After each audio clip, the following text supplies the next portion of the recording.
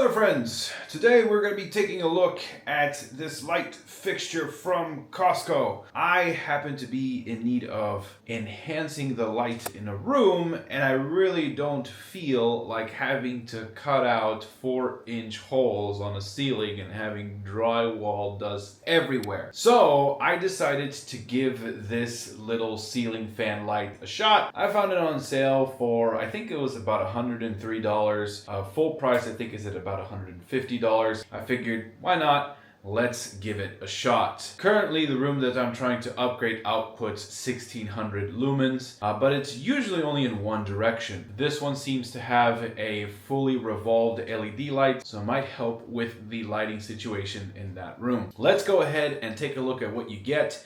Let's unbox it, and then we'll go over and install it. Well, if I want to return this, I already screwed up the cutting.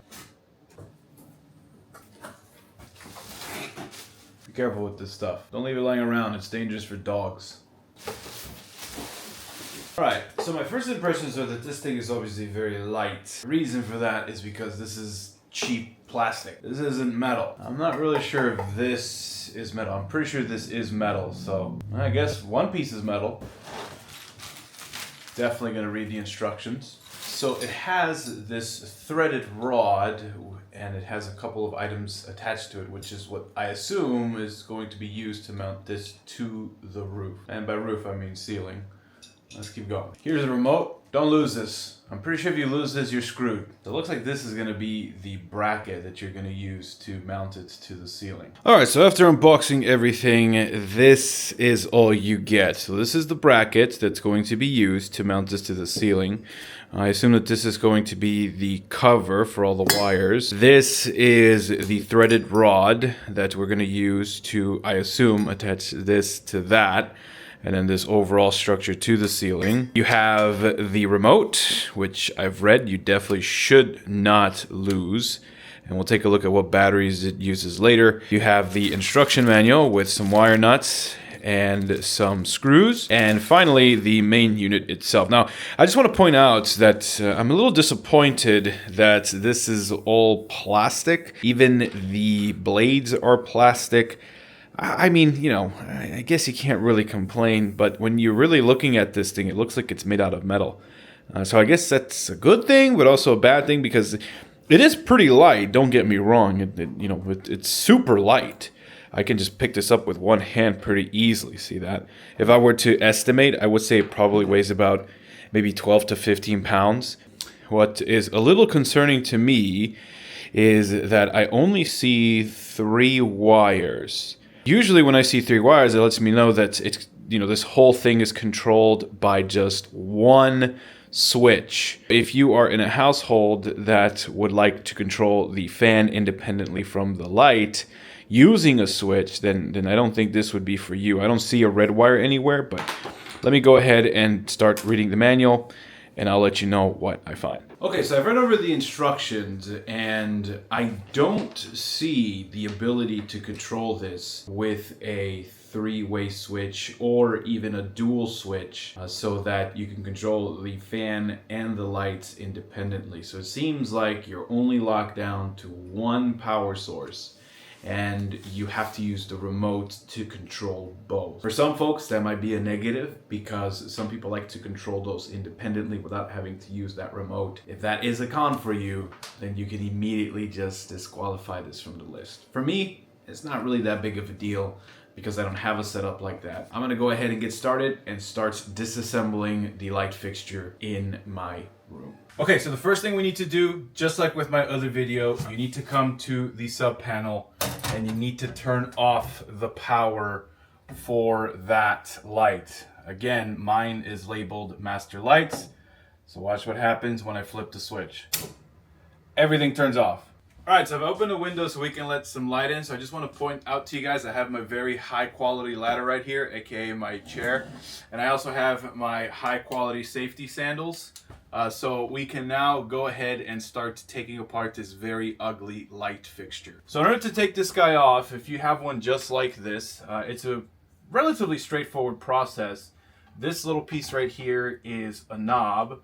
and it's threaded. So all you have to do, again, you want to hold this glass up, but you have to start unscrewing this little knob like so, and then these two pieces right here will come right out. So now you can go ahead and just slowly lower this down. And as you can see, there are a couple of screws in here that we will take off in a second so that this whole fixture can come down. There's no power right now, so we can just go ahead and start removing these bulbs here. There's one and there's the other. Now here are the two screws that I was telling you about. So there's one right there, and there's another one that is supposed to be right there. But evidently it's not there. So let me go ahead and get an impact and we'll take that out and then we'll see what's behind this light fixture. Okay, so I have my drill, not an impact, and I'm gonna go ahead and take off this screw and let's see what's behind here. Okay, so as you guys can see, in our house we have this white wire coming down. And of course that leads over to the box that has the switches. We need to take off all of these wire nuts and then leave this hanging. Now the instructions for this light say that you need to have a metal box. Okay, now this one does have a metal box right here, as you can see. So we're gonna use this metal box to mount that light. If you don't have one, you're gonna have to make a hole and go purchase one to install this metal box, okay? You shouldn't do this without a metal box. And I can also see that, you know, this thing is also not grounded. So, you know, this is an old home. So I'm gonna have to figure out a way to ground this as well. But anyway, let's take care of the easy part, which is of course removing these wire nuts. Now that we have these guys removed, the whole fixture comes off. We have these guys hanging down, and so now we're going to go ahead and figure out how we can connect this guy to the light fixture over there. Alrighty folks, so with the package you get the mounting bracket and you get these screws here. Two of them are machine screws and the other one just seems to be a normal drywall screw. We're going to use the machine screws to mount this into the metal box. So let's see how that's done. So these are the machine screws right here. You can see that they don't have a tip. Okay, you should have two of them with you. So now we're going to use these two machine screws to mount this guy onto the metal box. Now, I want to correct something. I did say that it's not grounded, but it will be grounded once I mount this to the metal box because it's metal to metal contact, okay? Anyway, let's go ahead and take care of that. Alright folks, so for me it's a really tight fit. The screws are going to have to go as close as they can to this wall right here. So I'm going to go ahead and just lightly start screwing one of them in there. And then we will start screwing the other one without tightening this one too much first. Okay, so let's go ahead and do that right now. So now that the mounting bracket is attached to the box, we need to start assembling some of the components over there. So all we have to do is just connect this thing together. All right guys, so now let's shift our attention over to this guy here. And more particularly, we're gonna take a look at this threaded rod right here. You will have to route these cables through the threaded rod, but first you have to take this cover here and install it first. So it goes like that, okay? Now the next thing you're going to have to do is you're going to have to take this plate here and notice how one side is flat and the other one has these little slots. The little slots are going to face the cover here, okay? So we're going to go ahead and mount that like that. And then finally you have this little cover here which is going to cover this guy.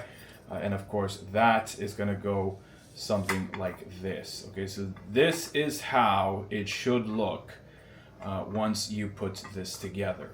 Okay, and so now we can route these wires into the threaded rod here. So I'm just going to go ahead and do that just like so.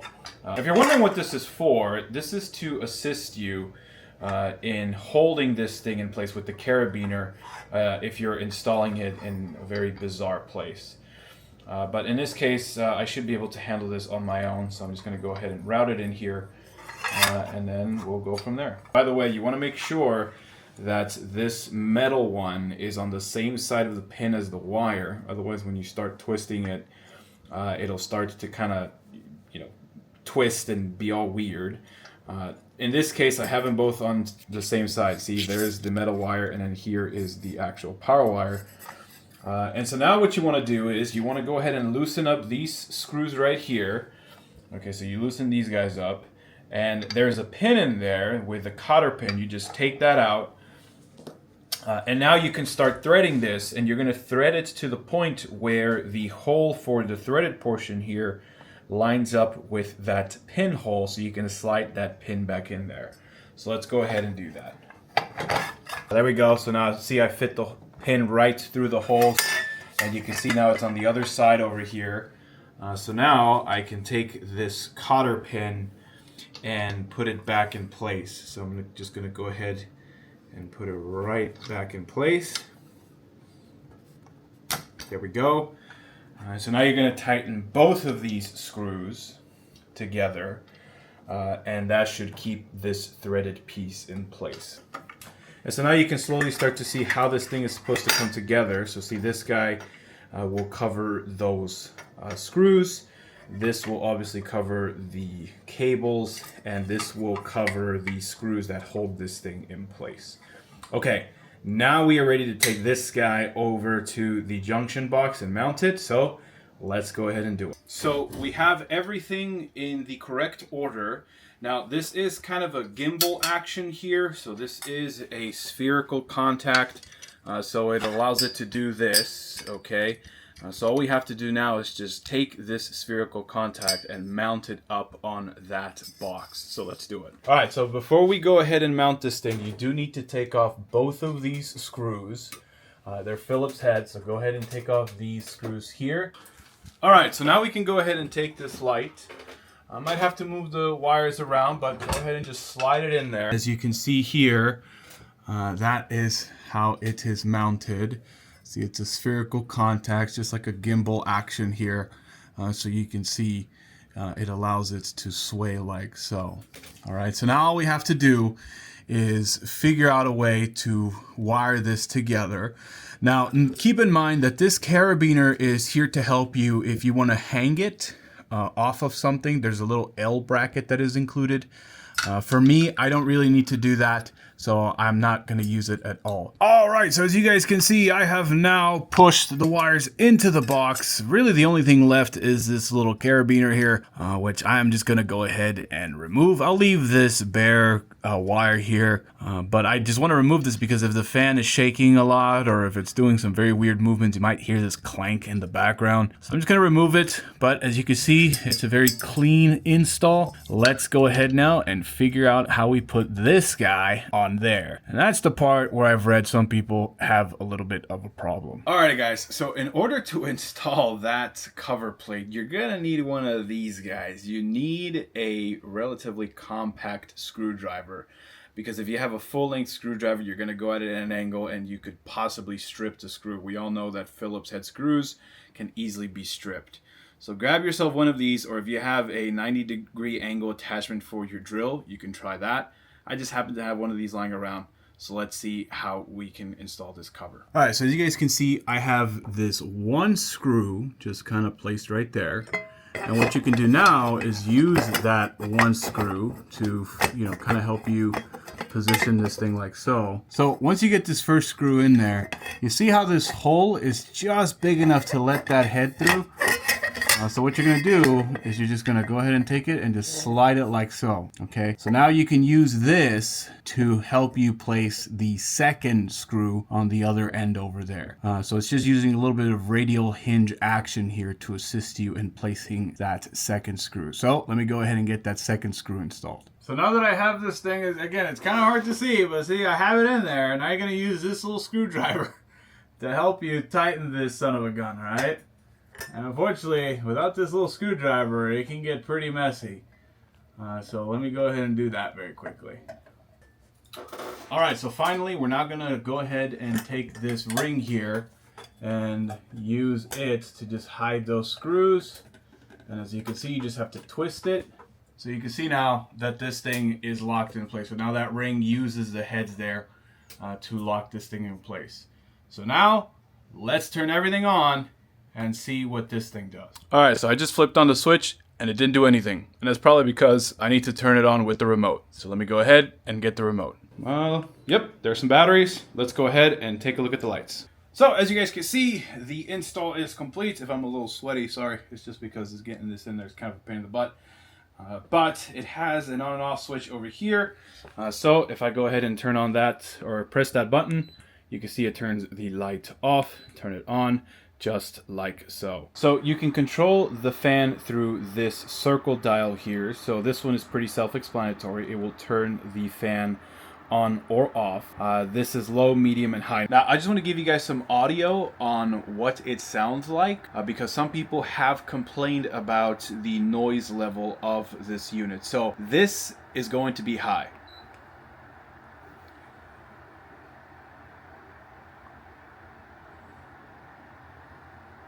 Now I'm going to switch it over to medium.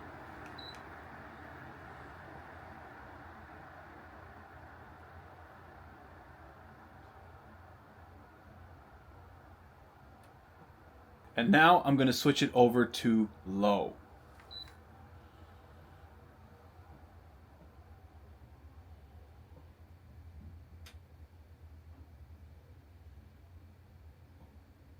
Now, as you guys can see at low, it barely produces any noise. Medium and high, they are pretty loud, but you can still hold a conversation through them. So the other controls that you have with this thing are the temperature controls. So as you can see right now, it's pretty cool. If you hit the little warm button, you could see that the light starts to decrease in temperature. So I'm going to keep pressing it until it reaches the lowest temperature that it can get to. So as you can see, that is the lowest temperature that we have. Now, of course, you have other things like your dimmer. So for example, if I keep hitting the dimmer button, that is the highest that it can go. While if I keep pressing lower and lower and lower, you can see that that is the lowest that it can go. All right, one thing I want to point out to you guys. Right now, this is connected to a smart dimmer switch, a Casa dimmer switch, which is actually located right here. Now, obviously, it is not going to work with this switch. You will have to replace this with just a normal toggle switch so you can control it strictly through this remote. Now, right now, it obviously works because I had it set to the maximum output that this switch allows. But just keep in mind that if you start to dim this thing, it's not going to dim the lights at all. I also forgot to take off the little plastic wrapping, so I'm going to go ahead and do that. There we go. That's a little better. So, thank you guys so much for watching me install this thing. Hopefully it helps you out if you're planning on purchasing one of these units yourself. Again, I got this thing on sale for about 103 bucks. And I just want to point out, you definitely don't want to lose this remote. If you lose the remote, I don't really know of a way to force this thing to turn on. This thing does take special batteries, more specifically a coin cell battery, a CR2032. So make sure to have a couple of those on hand if you want to replace them. Now, another thing that I want to point out that I usually have a question on that a lot of reviews don't answer is what happens when you turn off the unit completely? Does it remember what setting it left off on? And the answer to that is yes. So if you have this thing set to a certain fan speed and a certain light temperature, certain brightness, if you turn it off, it doesn't reset itself. When you turn it back on, it will go to those settings. So that is very nice. That way you don't have this thing blasting light at you when you first wake up. Thank you guys so much for watching. If you have any questions or concerns, or if I did anything wrong, please let me know. Take it easy.